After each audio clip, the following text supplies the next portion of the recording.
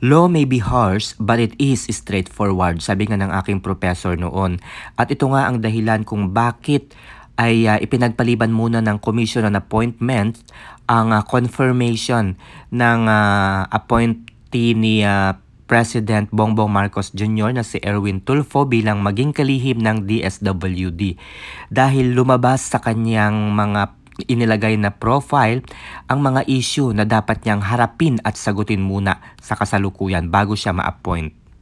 Unang napansin ni Congressman Johnny Pimentel ang mga babae sa buhay ng Secretary Erwin Tulfo di umano. Napaka-colorful ng kanyang buhay, pag-ibig, napakarami niyang babae. And there were 4 women who are the mothers of your children. Are you still in good terms with the mothers? We're separated, Your Honor, Mr. Chair. Yes, we're in good terms. We're in talking terms, and including all my children. Some of them are the United States, and some are here. Kung titingnan nating maigi at mabuti ang katotohanan at ang batas, mga kaibigan, ay maaaring ma-disqualify nga si Secretary Erwin Tulfo bilang kalihim ng Department of Social Welfare and Development.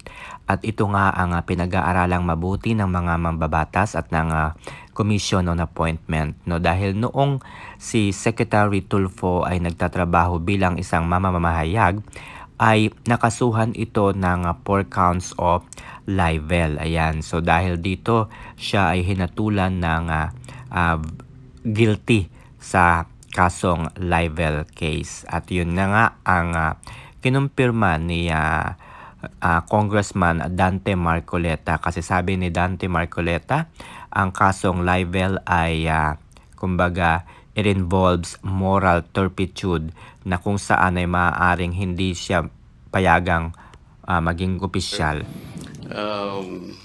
Libel is an offense that involves moral turpitude. And in some other cases disposed by the Supreme Court, there were certain people who are disqualified from holding positions because they have been convicted of crimes involving moral turpitude. This is the dilemma. Ang isa pang issue na maaaring maging dahilan upang hindi siya ma-appoint bilang DSWD Secretary ay ang kanyang citizenship, American citizenship. So panuorin po natin, mga kaibigan.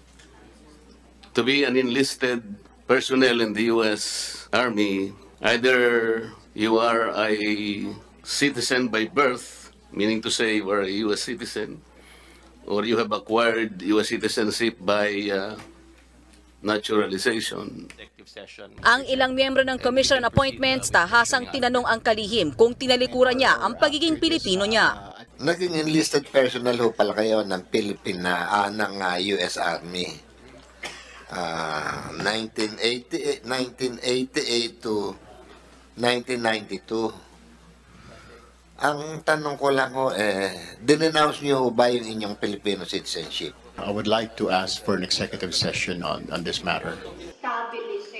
Matatandaan na noong 2017 ay ibinasura ng Court of Appeals ang appointment ni Foreign Affairs Secretary Perfecto Yasay dahil sa itinanggi nito ang kanyang pagiging Filipino. Tinanong natin siya sa hinaharap na issue ni Tulfo. Ayon kay Lacson, may legal issue na haharapin ang kalihim kung mapatunayang nag-renounce siya ng Filipino citizenship.